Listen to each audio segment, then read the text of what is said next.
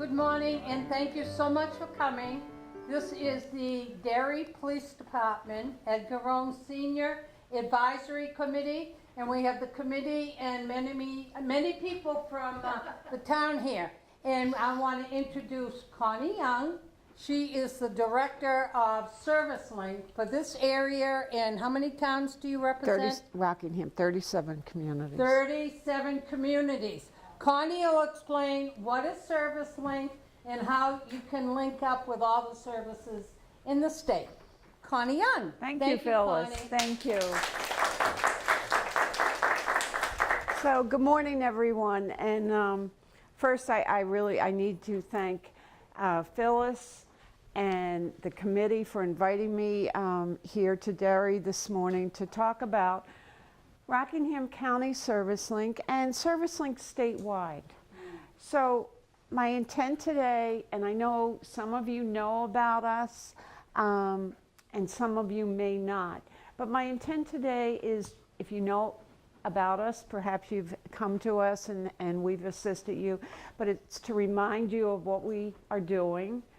We have some new initiatives, and if you don't know about us, then this will be, I hope, a good introduction to your local Aging and Disability Resource Center. So that's what Service Link is, your local resource center to help you get your questions answered, have your needs met as you age.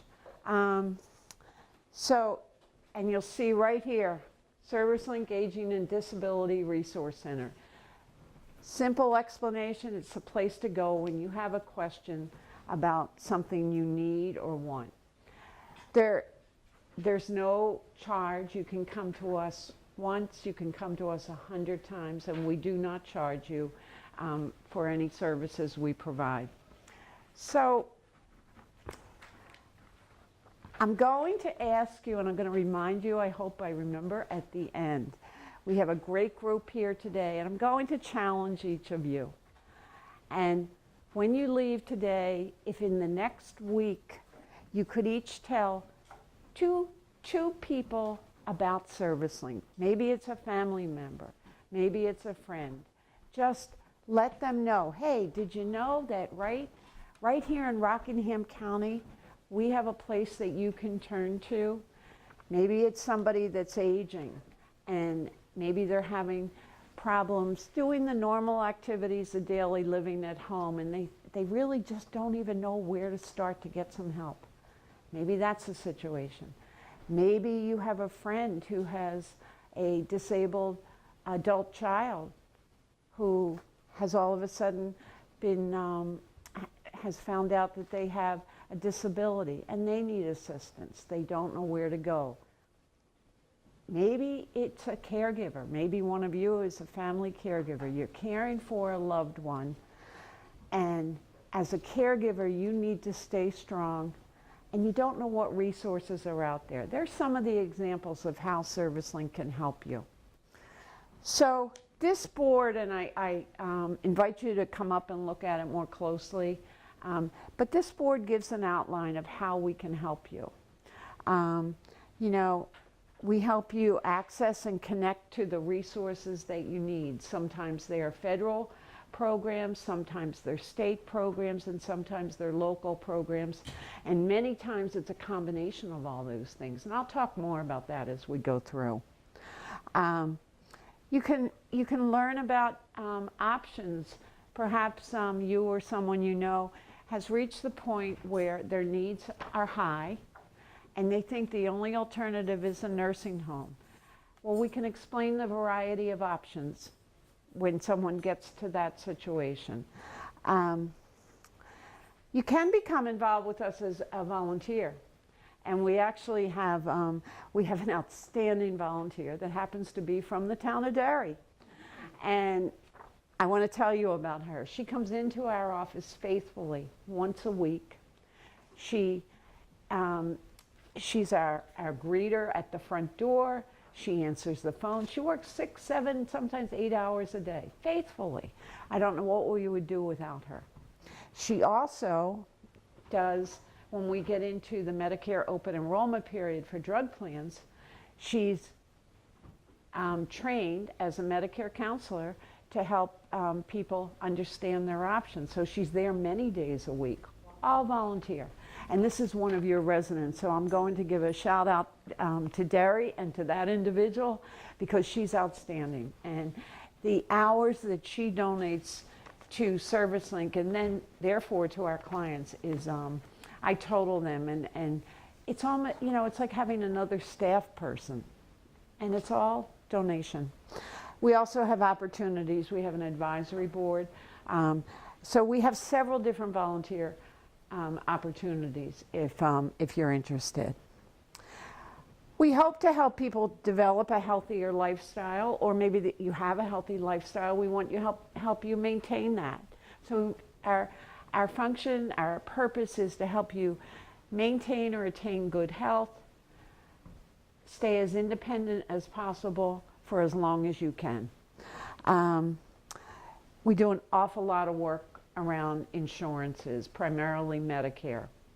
And, you know, I always sort of, I laugh, I go, well, we all went to school for a lot of things, but nobody told us or taught us how to learn to get older.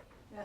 We don't, you know, there is no degree for learning the things you need to know as you get older. Medicare is one of those things, and we help you understand that whole system and so that you don't run into problems. Again, I'm going to talk more about that. Sometimes healthcare, not sometimes, many times, healthcare costs they're high, and incomes aren't keeping up with that. So we help you look at different opportunities to see if you're eligible to help bring down your healthcare costs. We make connections to veteran services, caregiver and family supports, disability services. So that's what home care options, transportation. You know, our job, we sit down either in person, on the phone. I'm getting a lot more emails from people. We listen to your situation. We find out what you need and want as you move forward, and then we lay out the options. This might happen in one phone call. It might happen in several calls or visits, whatever it takes. So that's some of the framework of ServiceLink. I always like to tell my groups where we started. And we started we started more than 17 years ago. And we started as a result of Senate Bill 409. And I think that work started in New Hampshire, well, at least 1998, maybe before. But it resulted in passing of 409 in the year 2000. Senate Bill 409 was a result of the state of New Hampshire, Department of Health and Human Services, going statewide and talking to the New Hampshire residents to hear what happens when you need answers to your problems or questions. Where do you find those answers as you're getting older? And the answer back, and I don't know the exact percentages, but I think it was definitely overwhelming, is there was no one place to go to locally. No place in Derry, no place in Londonderry, Salem, no place anywhere in this state dedicated to helping people get the things they need as they aged or lived with a disability. So 409 was passed.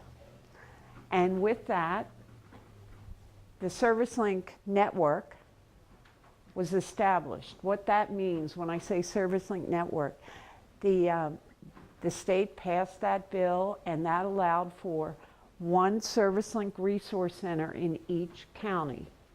The larger counties had two, and Rockingham County is a larger county. And at that time, we had two separate contracts, but we were set up to be on either side of the county because we're big. We're a big county. So that's how it all started. 2000. 17 years later, it has it has grown. It has grown in terms of how many people are utilizing our services. It has grown in terms of the services that we are able to make available. You know, we all read the paper, hear the news, and you know, we all debate, is that good? Should the state have done that? Should the state have not done that?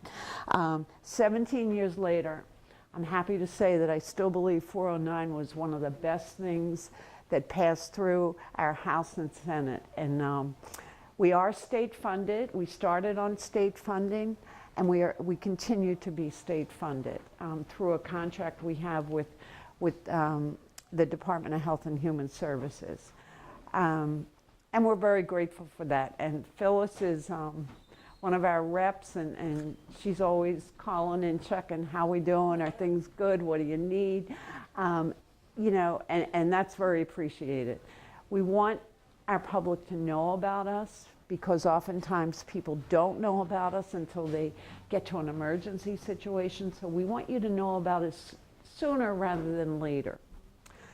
So ServiceLink was established throughout New Hampshire, and it remains that way today.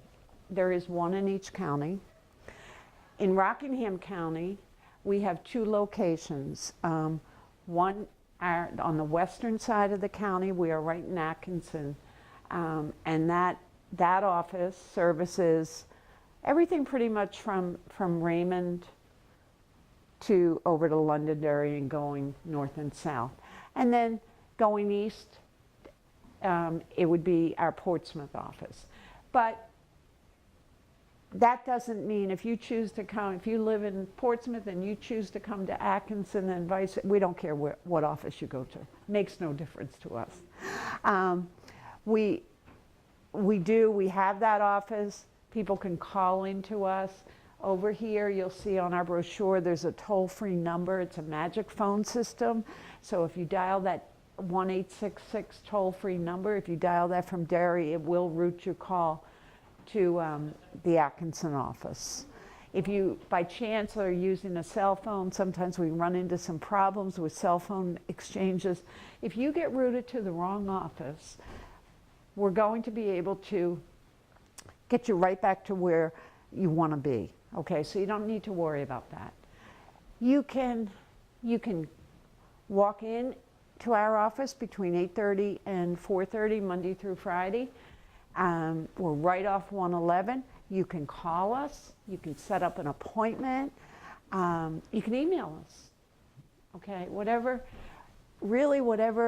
you need to do to get what you need. We also make home visits. So if it's important, you know, if you've contacted us and you have a need and you say, but I can't, you know, I'm homebound. I no longer can go out. We will do a home visit, okay? Maybe you say, well, I still get around, but I only like to stay in Derry.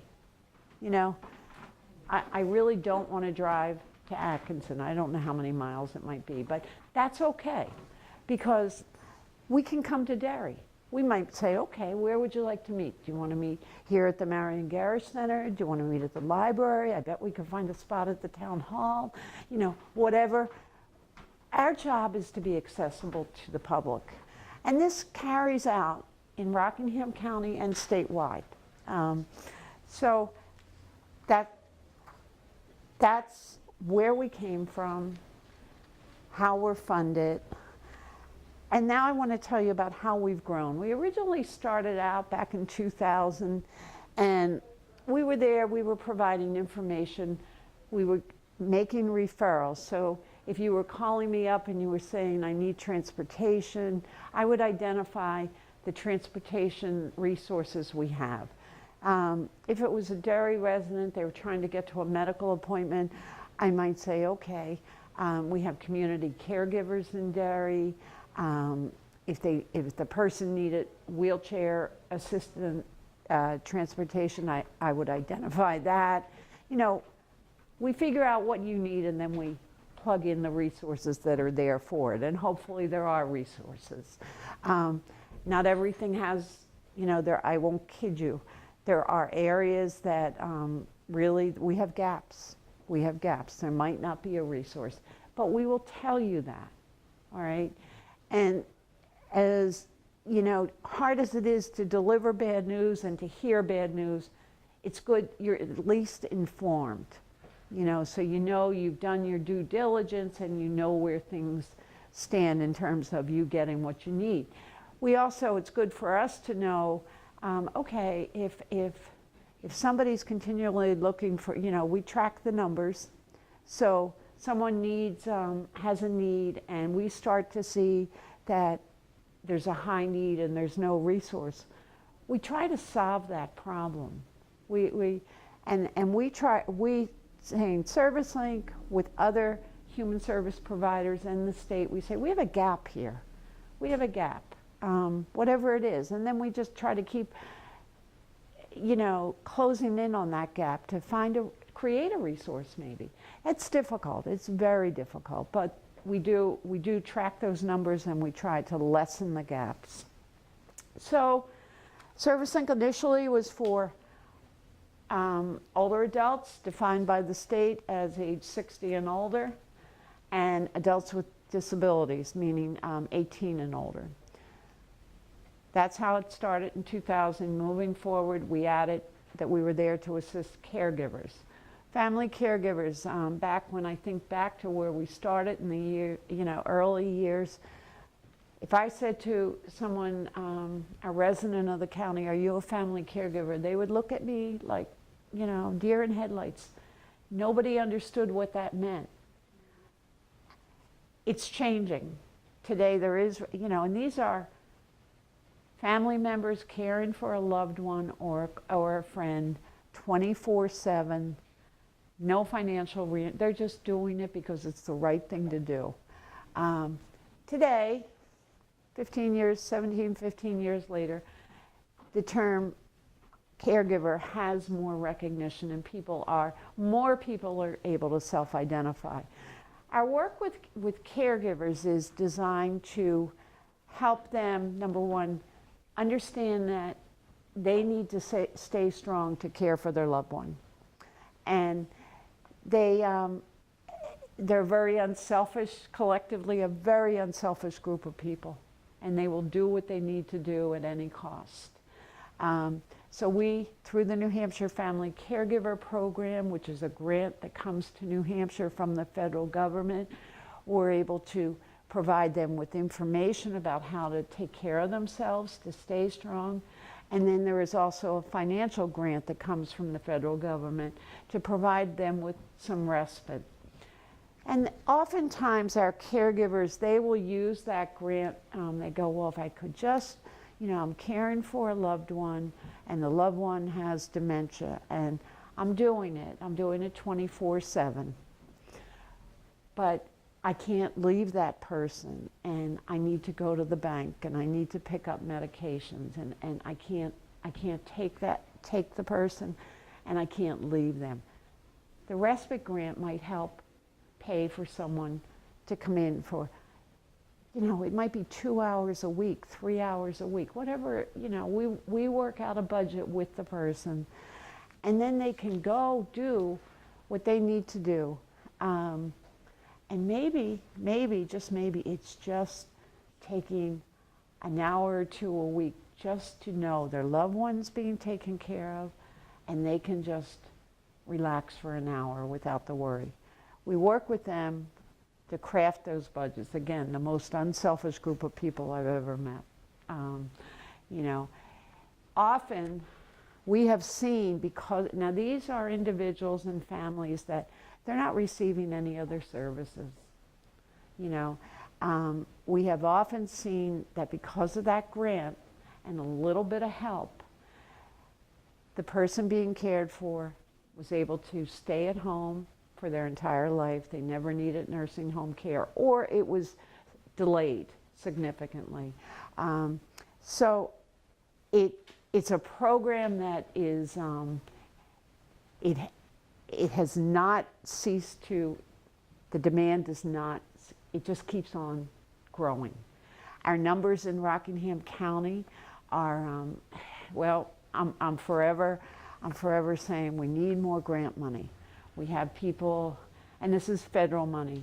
We have people that need this, and so I'm forever making that call, you know, and that's okay, you know, that's okay. So they are our caregivers. Adults with disabilities, 18 and older. So imagine this. You're an adult, you all of a sudden might have had a serious accident, or you might have recently been diagnosed with a significant health condition. Life changes. You might have been a fully employed person with a family and children, whatever it is. All of a sudden life has changes, and now you and your family need to think about, you know, your long-term care needs. We're talking people 18, 20s, 30s, right on up. We're there to help them understand, here are the payments, the insurance systems, here's how you're going to pay for this. Sometimes they will go on disability, meaning Social Security disability. They will eventually go on Medicare, but these are all new horizons to people who out of nowhere may need long-term care, and they don't know where to start. So those situations, again, you know, it can be pretty simple. We talk with the individual and the family, we find out what's going on, what they want. It's so important that we listen to what they want, and then we go back and we line up that plan. Here's a plan of options. And it's back and forth. It can take a lot of time if we're laying out options that involve government programs such as Medicaid, the veterans, Medicare. There can be significant paperwork. We help people through that so that accessing services is less difficult. That's our goal, to help explain, clarify, and guide people through those complicated systems. And older adults, our older adults, so the state says if you're 60 or older, okay, so we got, what we're finding is, and again, we help older adults. Many will come to us initially because they've turned 65 and they start getting letters from Social Security saying, welcome to Medicare. And they don't know what to do. They have no idea what to do. So many of these people today, and we've seen a significant change over 17 years, many of our 65-year-olds, they're still working, so they're fully employed. They have health insurance through their employer, and they are intending to keep on working. But they still don't know what to do. So we meet with them, we explain, we explain how the Medicare system works. And I never thought I would be saying, Medicare's not that complicated. But it took 17 years to get there. So, you know, we help people. We'll sit there, for the person still working, they come in and they have an employer group health plan, and they need to compare that to Medicare. And when we're talking about that situation, we're really looking at, you know, the cost. What will this cost the person as opposed to what Medicare will cost the person?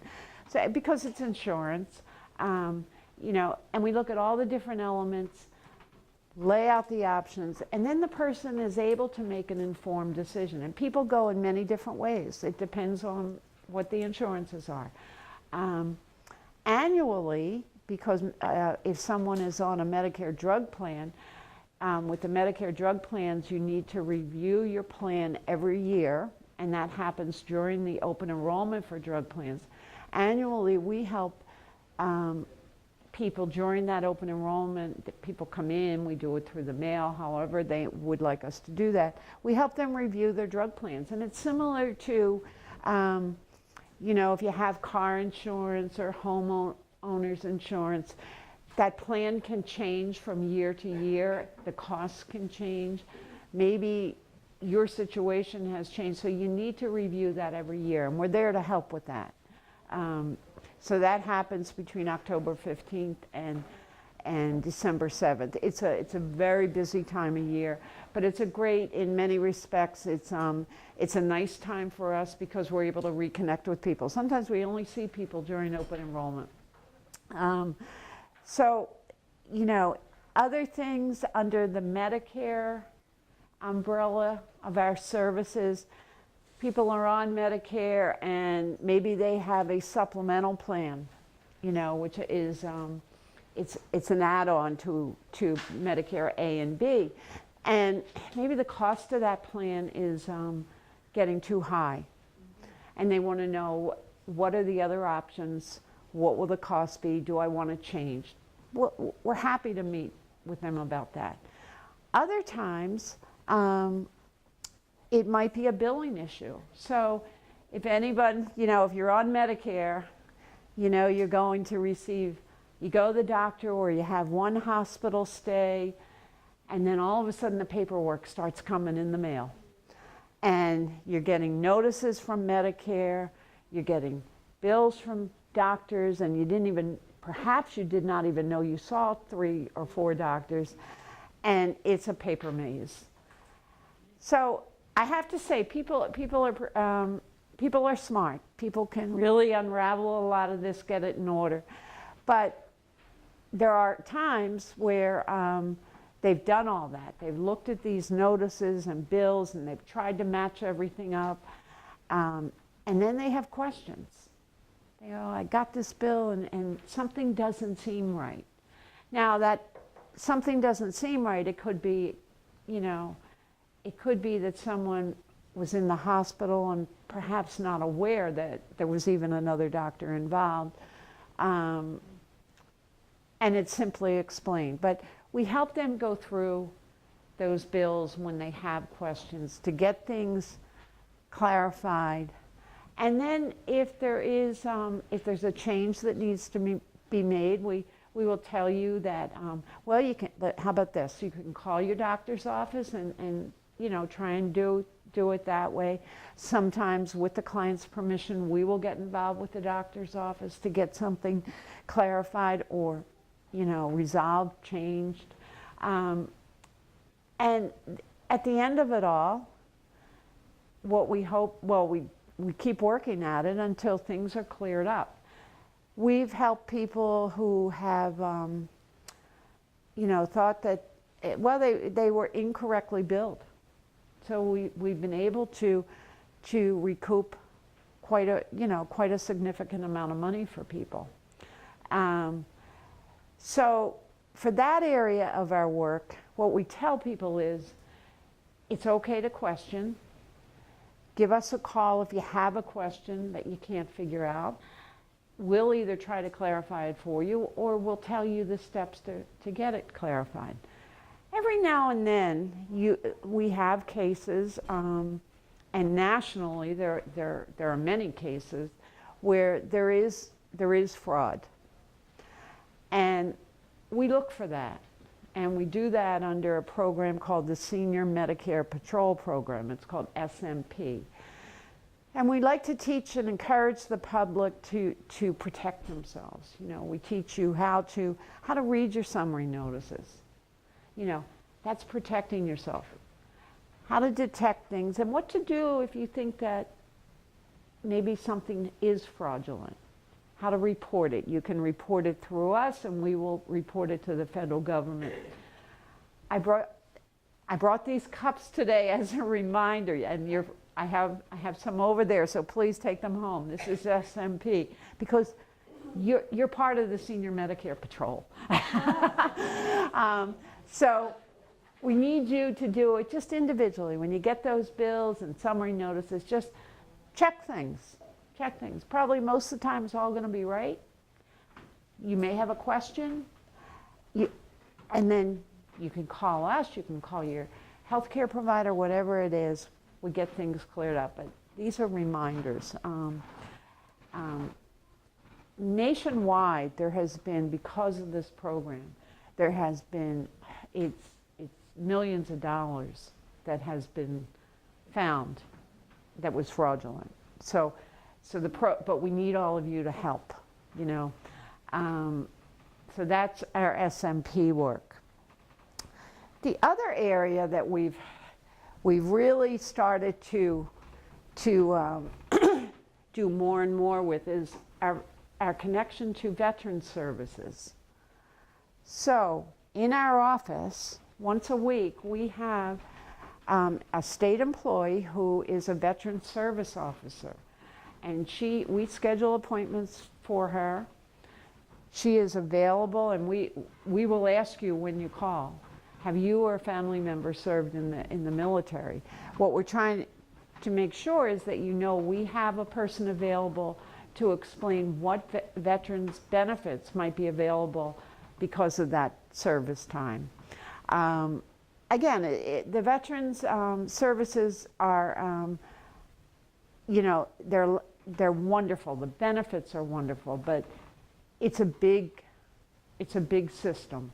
So understanding how it all works and how you access those services is, again, complicated. With the person in our office, she can help you know what you might be eligible for and help you actually apply for those things.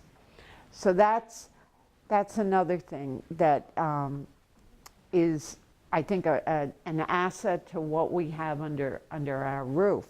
Also with the veterans, we're involved with a Veterans Home and Community-Based program. So this is a program for those veterans who are at nursing home level of care, medically. And they choose to have their services happen in their home. They don't want to go to a nursing home. So we're able to, once those people are identified, through our work with the VA Medical Center in Manchester, we're able to, they go through an eligibility, both medical and, you know, and then they are able to have case management and services in their home up to the amount they've been approved by the VA. Excellent program. It keeps people home, and, you know, I think 99.9% of the people, you know, where do you want to live out your life? You want to live it out at home. And I say 99.9 because I love this. Early on in doing this, I had one gentleman who, his mission in life was to go to the nursing home. To go, yes, to go. He truly wanted to, and he kept trying to apply to go. And the nursing home, and it was to the county nursing home, to Rockingham, to Brentwood, okay? So his mission in life was to be there, and we kept saying, you know, he'd meet with the nursing home. He wasn't medically frail enough. He wasn't, you know? But he wanted to be there because all his friends were there. And he knew, you know, maybe he could see the handwriting on the wall. We're like, no, not yet. You know? Well, eventually he did go, and he went to Rockingham. His health declined enough that he did meet the medical eligibility, and he went to Rockingham, and he was the happiest man in the world. He truly was. He lived his life out at Rockingham County in Brentwood, and he was happy. He was happy. So, you know, I only tell that story because, you know, people hear nursing home and they're like, oh. Well, but there was one gentleman that he said he wanted to be with his friends. He knew where they were, and so it was great. Let me talk a little bit here about Medicaid, long-term care Medicaid, and what we do with that. So people will look at, you know, they'll look at their options when they need long-term care, meaning maybe it's a husband or a wife, so the husband's health is declining, and maybe we're talking with his wife, and she can no longer take care of him on her own. They don't have the financial resources, and his medical needs have reached a point where, you know, she needs some help. People in that situation, they will come to us and they'll say, what are my options? We might look at the veterans. First we'll look at, you know, we'll ask them a series of questions to get an idea, you know, about their income and assets. What can they pay for? If someone is in the category where they have significant financial resources and they can pay for private services, we identify those services. If they're not at that higher income level, then we start to look at veterans, and we start to look at the Medicaid program for long-term care. To be eligible for Medicaid for long-term care, you have to meet a financial and a eligibility and a medical eligibility. It's two-sided. It is a very daunting process. This is the program where you have to produce 5 years of financial statements, and then you know, the state reviews all of that, and then if assuming you meet the guidelines, then you're financially eligible. Then the state will assess the person medically to see if they meet that nursing home level of care.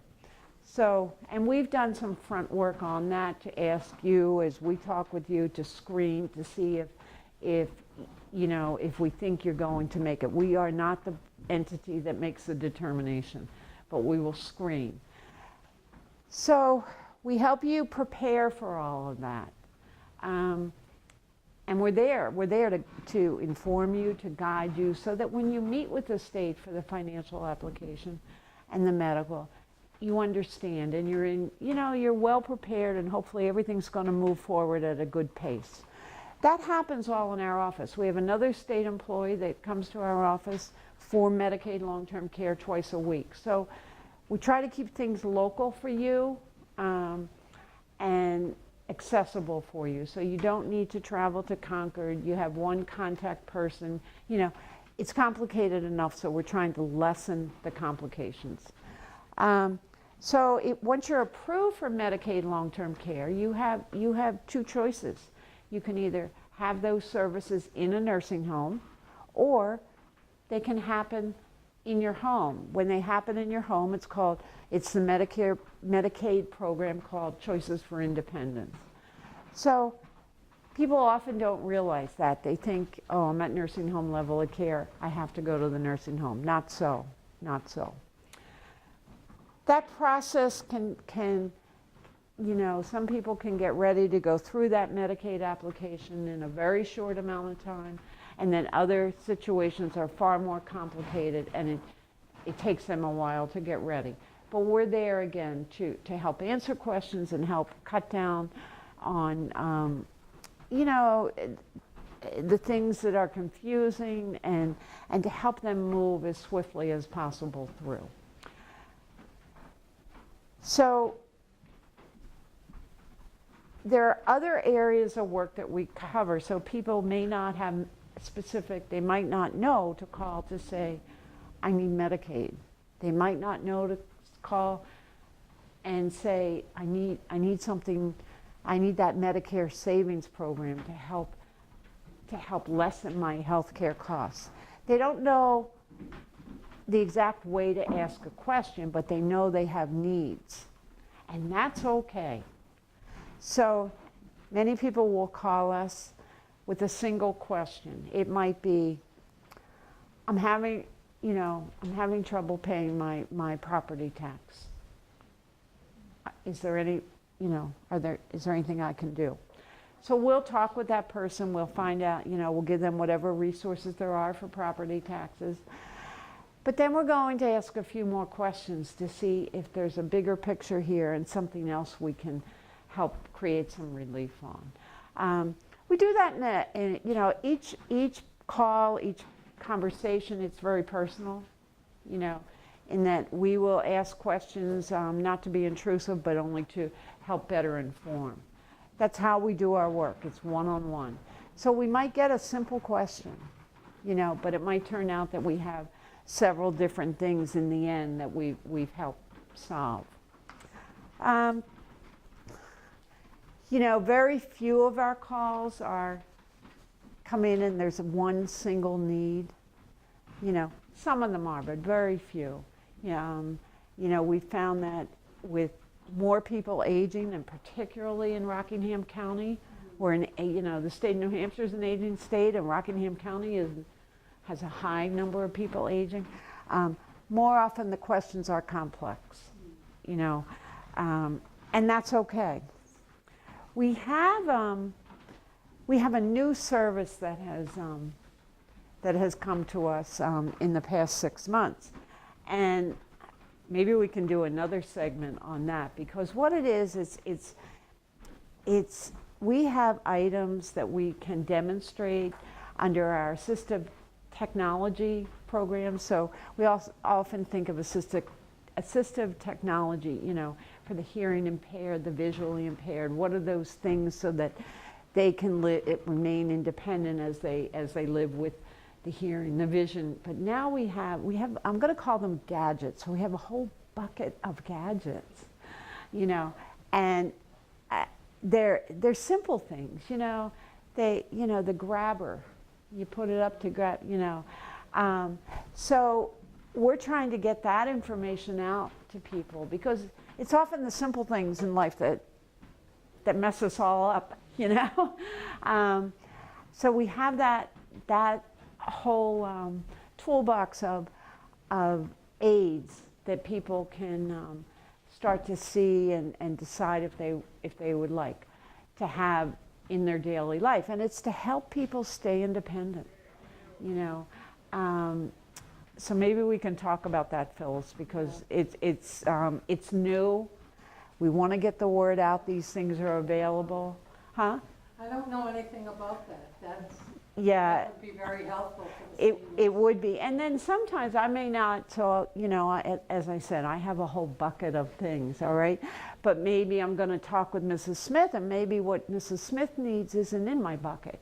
But I have the contact to go to see if there is something else, because we can only, you know, the bucket's only so big, you know. So you know, again, I can't emphasize enough, the service link job is to listen to what you need, we lay out the options, and when we don't have the solution at that moment, it's for us to go see if there is a solution that we just don't happen to know about yet. And we do that financial, insurances, housing, home care options, transportation, dental, you know, and whatever else comes up.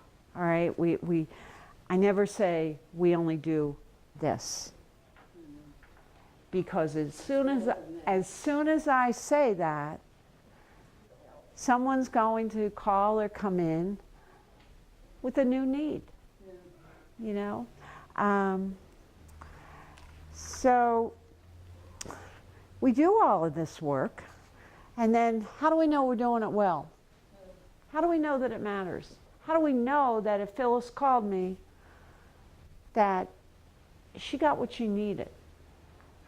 Well, number one, when we give, you know, when we lay out, meet with somebody and everything, we're going to follow up. And we might do several follow-up calls. So if you call me and I give you transportation resources, you know, I'm going to say, would you like me to call, or would you like to call me back and let me know how you made out?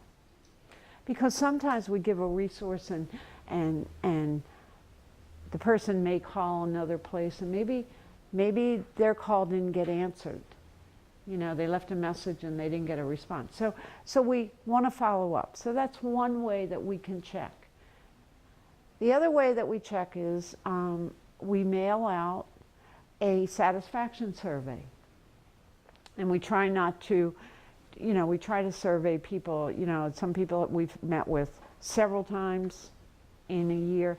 We try not to survey them, you know, kill them with surveys, but we do that quarterly. We will pull a list, and if we have an address, we will mail a survey out. And we're looking for good feedback, because that feedback will dictate what we're doing well, where we need to look at, and change or improve. So it's helpful. It's helpful.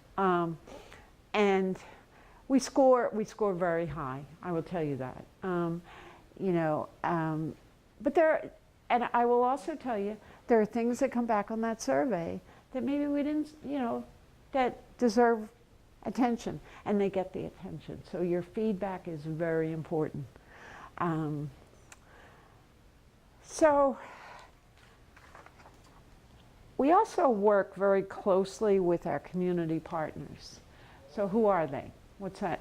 Our community partners are those other agencies and programs that are helping people with their long-term care needs.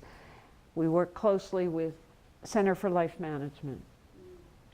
They refer to us, we refer to them. We often work with the client's permission, together to help move that person forward. We work with with Community Crossroads. That is the agency that works with individuals with developmental disabilities, okay? Significant developmental disabilities, and those people need, long-term care supports, often from birth, so we work with them. And this happens again in each county in New Hampshire. ServiceLinks are working with those partners. We work with our other healthcare providers and so our Rockingham VNA, our home care agencies, our transportation agencies. You heard me mention community caregivers. We have another caregiver organization in Salem. So we work with all of those agencies, often to help one client get what they need, all right? And that's always done with the client's permission. It's always done that way.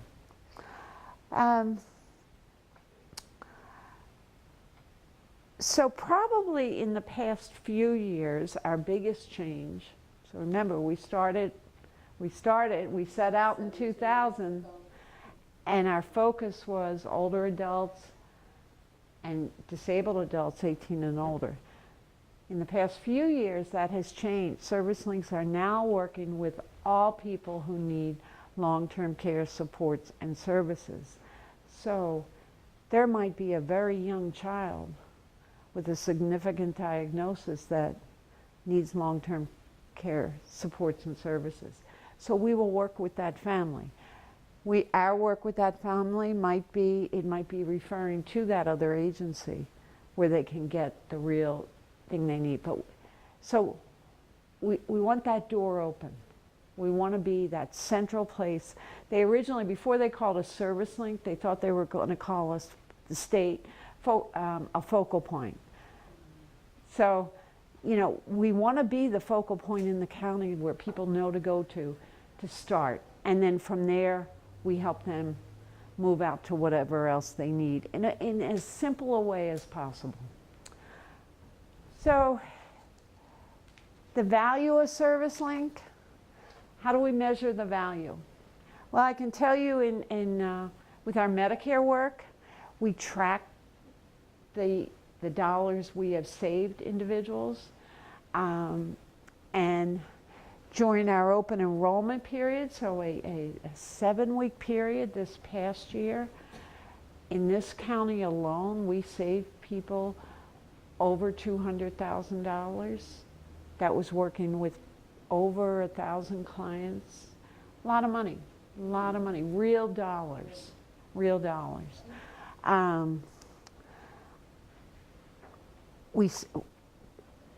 That's one example of value in financial. Our caregiver program, it's hard to quantify what we've saved, either the individual or perhaps the state of that person, but often our caregivers are keeping that person at home, so therefore not spending the money on the nursing home, whether they would spend it or that would become the state. So, and the value again is measured in where our clients satisfied, and our clients tell us that when we survey them. So after 17 years doing this, ServiceLinks in Rockingham County and statewide are, I believe, better known to an aging population in this county and the state, and we have a place now that people can turn to.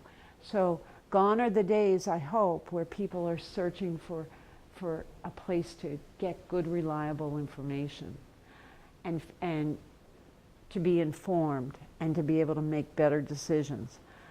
So I'm happy at this point to answer questions. I've left over here, there's an array of brochures. So you will see our regular service link brochure. We also have our caregiver brochure, Medicare, beware of healthcare fraud, and options counseling. Sometimes people just want to know, what are my options? And we will sit down and go over that with them. So please help yourself to that. And questions? Okay. When people, say when a resident gets discharged from the hospital or a rehab center or nursing home, how do the social worker or does some person tell them about the service in case they need it later on? That's a great question. Could everybody? Okay. So should I do that one first? Yes. Okay.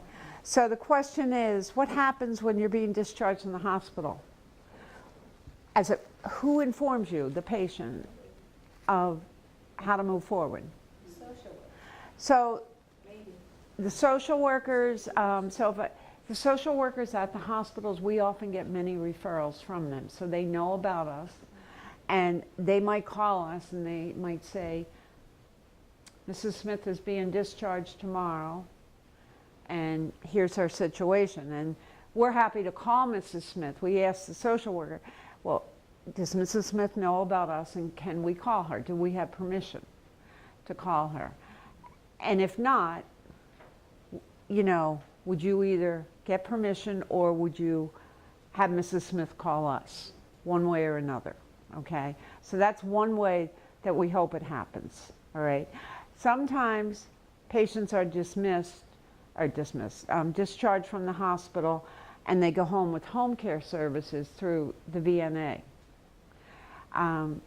The VNA social workers go into the home, meet with a person, and they will often call us right then and there from the person's home because they know they're going to be pulling out. So they help to make that connection. Is it perfect? Probably not, because you're telling me that not every social worker does this, right? Not rehab centers, I don't think. A lot of people go, see you fracture hip and you go to rehab.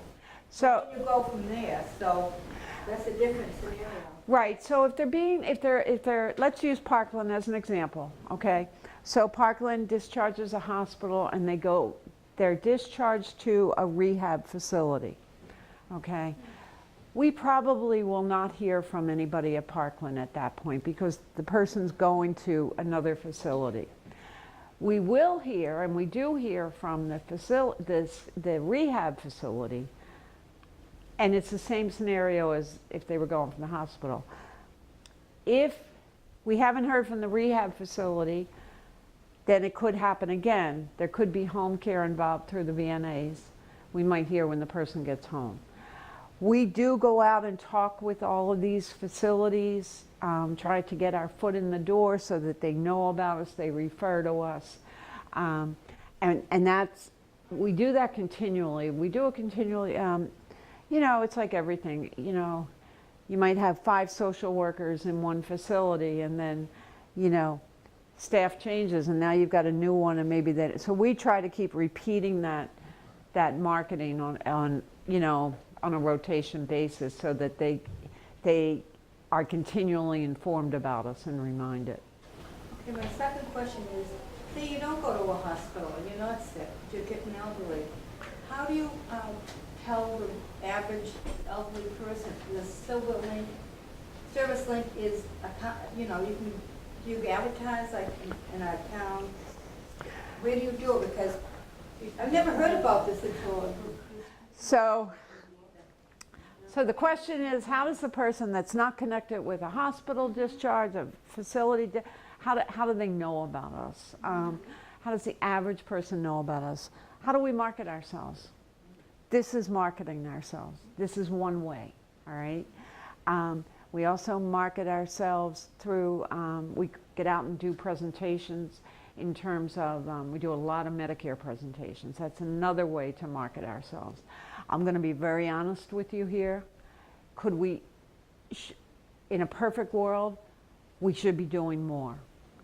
We should be doing more. It's time and resources in terms of how far we can go. We're always looking for new opportunities to market ourselves. But again, it's often the resources available to do that. Can you put with your little cards or whatever, can you put those like in senior centers? Like We do. We do have strong connections with some of our key locations that will do, you know, where the natural places that older adults might congregate. So they're for sure our senior centers. Our libraries are another one. So we will run, you know, anything we're doing, we try to get in the library news, into our senior center news. But again, I'm going to tell you, it's a job that we're never done with, you know, and we just always have to do it better. Hi, Connie. Hi, Pat. I think it's a double-edged sword, because if you stop and think about it, she said we're a growing population in Rockingham County, aging people. She's very limited in the dollars that she gets for staff and who she can help, and in volunteers. So the more people that come in, the more her resources are taken. So it's a balancing act. So we always have to think, is she gonna, they answer the calls now in 1 or 2 days, but if more people come, it may take a week. So, you know, a lot of us know about it. For instance, you can go on our Derry channel and have it rotating all the time, and it's probably free. Yes. So it's yes. a way to get to all of our Derry citizens who could be aware of you. But it is a double-edged sword, so you have to remember that balance too, the need versus the supply, because we have limited supply, right? Thank you, Pat. That was incredibly well put, and but with that, we're always looking to meet that need, you know. We also, for Rockingham Service Link, so I explained in the beginning, we rely on, our funding comes through the state of New Hampshire, which we're very grateful for. That contract with the state generates significant federal dollars. So our Medicare work, our caregiver work, you know, we get different funds from the federal government. But we also do fundraising. And it's to help us meet that increasing demand. That's exactly what that's about. It's, so our fundraising arm is called the Friends of Service Link. They are a 501c3. Their purpose is to raise awareness and funding for Rockingham County Service Link, and that's what they do. And they do an incredible job. They do an incredible job.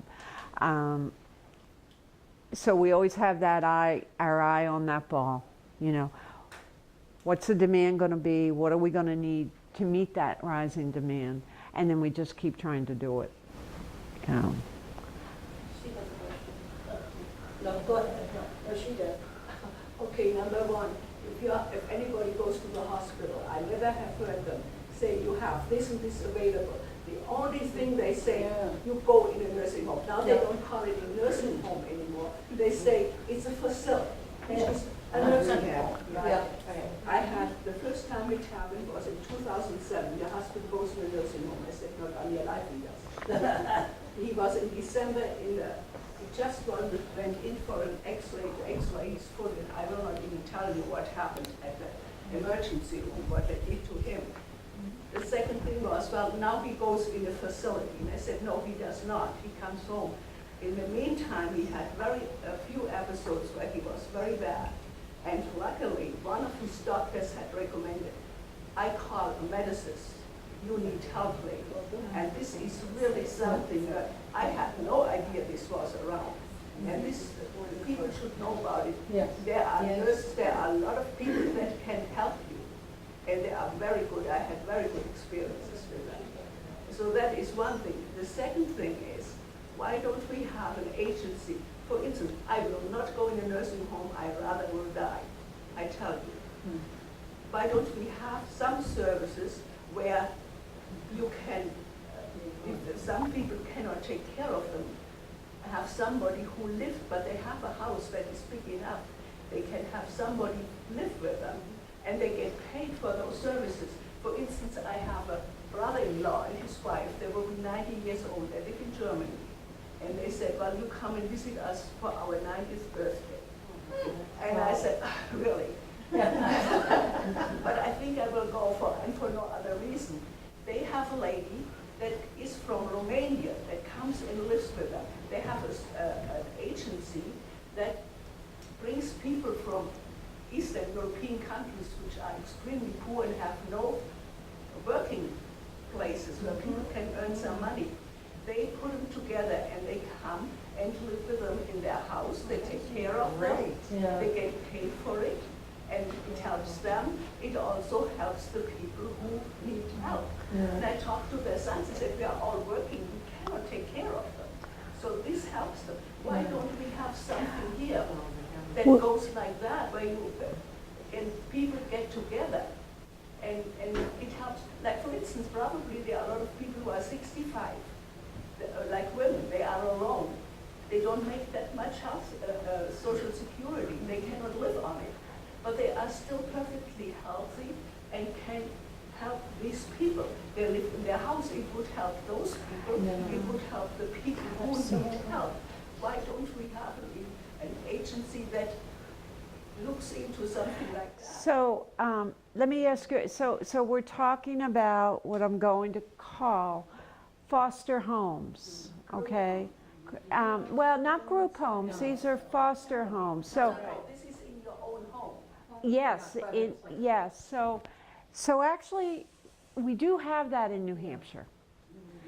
We do, and we have it available in Rockingham County. And maybe what we could do is I can connect with the agency that heads up that program, and maybe through the advisory group first have them, we can connect, have them come in and explain this.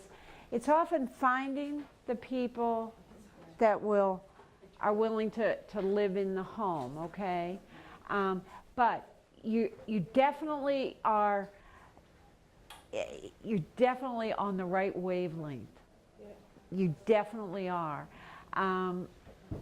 So where does your friend have, is it your friend? It's in Germany. In Germany, okay. So it is here, and to my knowledge, and if I'm incorrect, someone afterwards will correct me. To my knowledge, this has not taken off, you know, in full bloom in this area. And I believe in the Manchester area, it has taken off more. So you've given us a to-do, okay, and that's great. That is great. That's really, so good for you.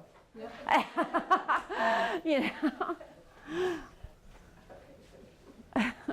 Just help me when I need it. Other questions? Yep. Hi. I don't think there's a week goes by that somebody doesn't call. It's usually a senior that needs help. I got 2 calls last week. One was from an elderly woman that's looking for an apartment, a low-income apartment, and she's been put on a list that in 10 years, they'll give her one. She's quite elderly, and will she be around in 10 years? We've got to be able to take care of our seniors, and I didn't know what to do or how to help her. I've talked with different people, but So, we do need, you know, apartments for low-income so seniors. low-income housing. Yep. It's a problem right here. It's a problem countywide. Yep, There, you know, there is not enough of it. yeah, So it falls unfortunately into one of those areas that has a huge gap. yep,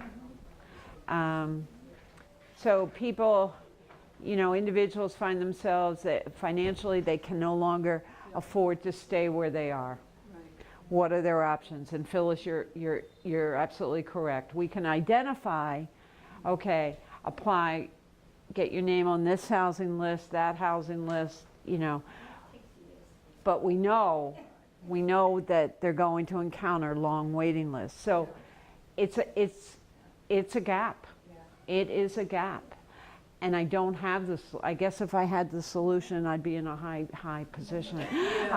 But it's something we need to, We have to address that. we have to address. Part of what, and I'm sorry, I don't know your name, but part of the answer to that might be in your, For an elderly to live in yes, somebody's home. yes. In this, what is your name? Okay, I'm not going to try that.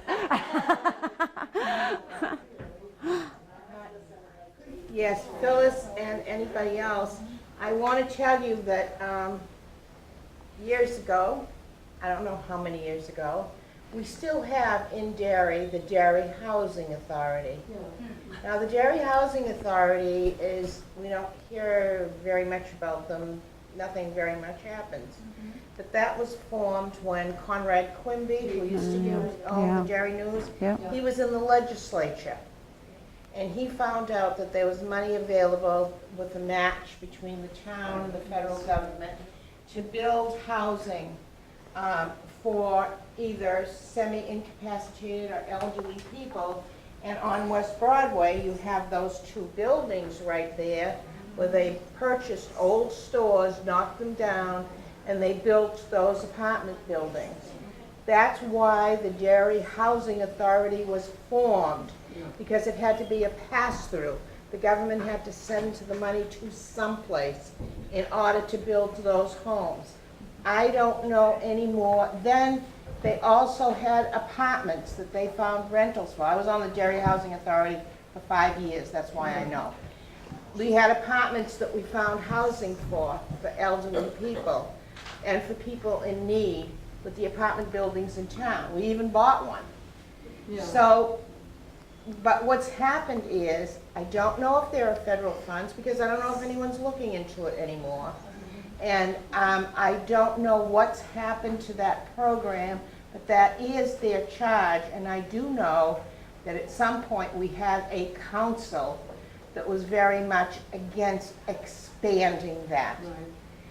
Times have changed, so it's something that we should really be actively looking at, and we should charge the committee, because it's there, Derry Housing Authority, to say what's available, go out there and look, and come back and talk to the council. Yeah, good idea, good idea. Thank you, thank you.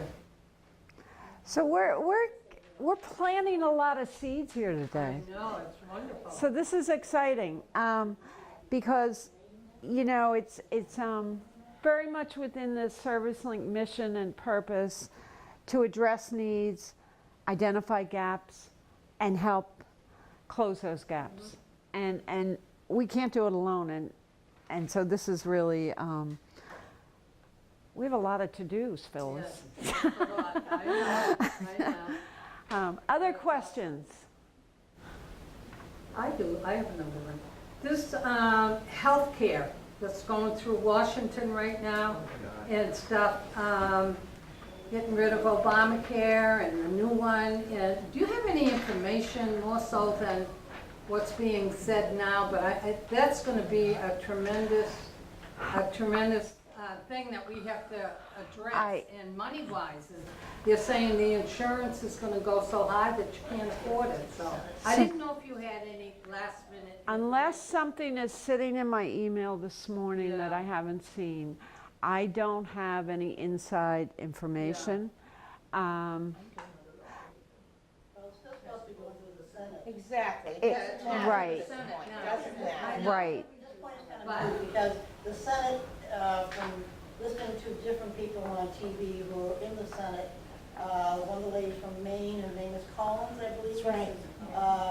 They have certain systems in different states from what she's saying. Her state is Yeah. quite well. What the Senate is probably gonna do is start fresh. They're Get scratching. everything done. Yep, This is yep. what she's saying, okay? That And is apparently, you only passed the House by one vote. Yes. So, it sounds like. Tell me one vote isn't important. Oh, one vote is very. So at the federal level, this has passed from the House. Yeah. It's going to the Senate. We're hearing They're scratching. a lot of conversations. And the Senate may start from scratch. There are some big pieces to this, being pre-existing conditions, Medicaid expansion. You know, there were some pieces in the original act that, in the Affordable Health Care Act, that did have an impact on our Medicare beneficiaries. So we don't know where it will all land. I guess at this point, we just keep watching it. And for each of us, it's on each one of us to inform our elected officials at the federal level what we prefer, you know, because they will act based on what their constituents want. So I think, you know, I don't know, we don't know, when will the Senate need to act on it? Do we Oh, have? they're gonna, it will be a while. They're acting today. Yeah, It's- but they're it's gonna going be, they to the- said they don't even know if it'll be this year. I know. It could take a while, but it's gonna be Yeah. chaos for a while too. Yeah, I mean, I know we've had a few calls because with all of the, you know, with all of the decisions made on the House side and the publicity and everything, it creates fear. And so I think your point that this is not finished yet, it still needs to go to the Senate. Still going by the same system right now. Right. Still going by the same system. Nothing's changed.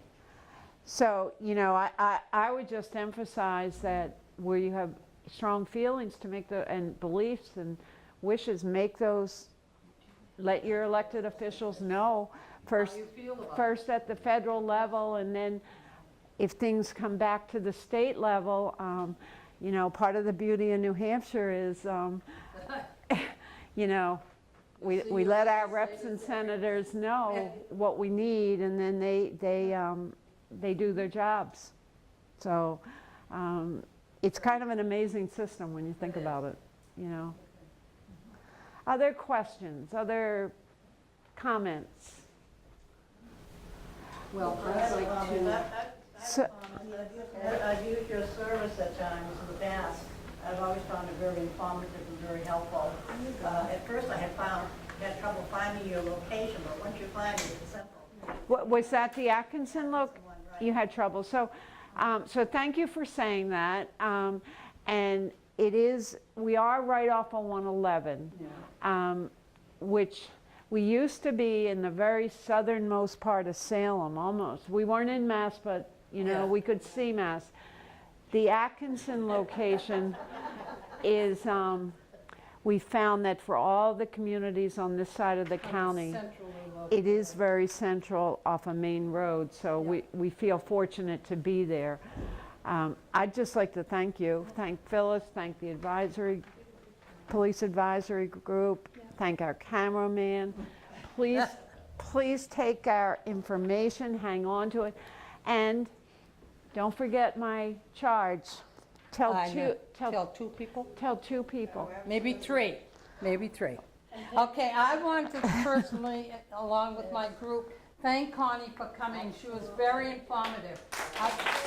Yes, thank you, Connie. I'd like you to know that this was put on by the Derry Senior Police Association, not the association, but our advisory committee. That's, I'd like to be able to announce the members on there. And this committee was formed by Ed Garone 12, 15 years ago. And it's something like Service Link. We can help link you up with services in the town or to help you with problems, and it's for the seniors in town. We have 2 police officers that are our advisors. It is Jeff Pike and Danny Commenda. They are awesome. They're awesome, and they're always available. I chair Ed's committee. I wanted to say that Doris LaRoche is a member, Rita Marshall, Dolores Brinsky, oh, I'm terrible on names, Kathy Rulo, Pat Dowling, Fran Samad, Rosemary Fesh, Carolyn Doyle, and Eleanor Giddy. Anyway, we are available.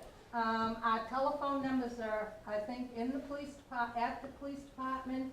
So if you need us, we are available. It's a committee set up that, like I say, is like Connie's Service Link links you up with all the services in the state. We link you up with everybody in town. So if you need us, I'm in the book, 434-9587, and I will make sure that the committee knows. Thank you, officers, for all your treats that you bring all the time in the pocket. And thanks, Ed Garone, for a great program. And thank you,